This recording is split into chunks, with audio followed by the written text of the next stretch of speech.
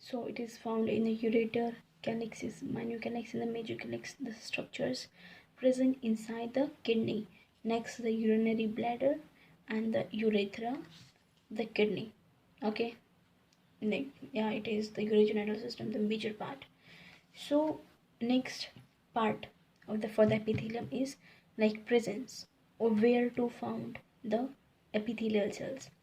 First, first type of cell we have simple squamous cells. So now it is the discussion about the simple squamous epithelium, about its presence or where do we found the simple squamous epithelium. Okay, first point is lines the cardiovascular system, the system of heart and all the arteries or veins and the capillaries, means the vessels that have been okay, that have been connected to the heart, means blood vessel system.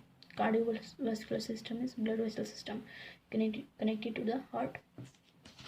Next is yeah, the metabolite exchange. Yeah, like this is the blood, and I hope it's clear to you. This is the blood inside the capillaries. This is the tissue, any tissue maybe, or here we can see the squamous tissue, like any simple squamous. So like, from the blood, in the blood, they represent the glucose, and for the activity, the cell needs the glucose. So from the blood, the glucose will be entering into the tissue, or the amino acids for the protein structure. Okay, amino acids, they are the building block of the structure, I mean the building block of the proteins, sorry. Okay, and the metabolite waste, the waste from the cells will come into the blood. From the blood, glucose and amino acid goes into tissues, and from tissues, metabolic waste, they get exchanged into the blood. Okay, so for this exchange part, metabolite exchange part, the simple squamous epithelium is present.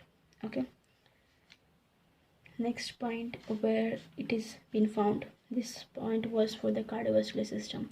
Next point, it is the respiratory system. In the lungs, the smallest part, we have the alveoli for the gas exchange. Okay, gas, it is the alveoli, it is the gas exchanging unit or the gas exchanging area. So from the blood, carbon dioxide goes into the alveoli, and from the alveoli, like from the outside, the oxygen come into the lungs, and finally to reach to the alveoli. From the alveoli, oxygen come to the blood. From the blood, carbon dioxide go to the alveoli and then to the environment. Next, third point, it is the kidney. In the kidney, epithelium cells are present, where basically in the nephrons, in the total number of nephrons is approximately 1.2 billions. Right, this is the kidney, this is the basic structure of the nephron, this is the PCT, this is the collecting duct, finally to the outside through the urine. Okay, this is the Bowman's capsule, and in the Bowman's capsule, it is the epithelial cells for the filtration. Okay, so yeah, it was the presence of the type of the cells for the squamous epithelium cells, simple squamous.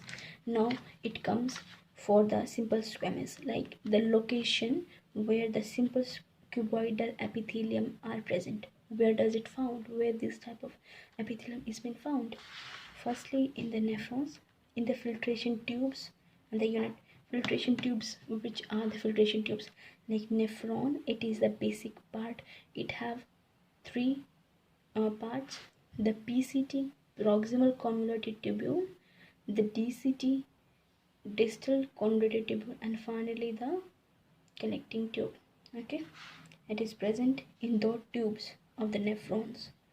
Second point, where does the simple cuboidal epithelium is been found? Second is the glandular ducts. We have different glands, and if it have its duct for the movement of the secretion in the blood. Okay, so in those ducts or the tubes of the gland, this simple cuboidal epithelium is found. Third point, surface of ovary. We have ovary in females. for the reproductive system. So the surface of the ovary is being covered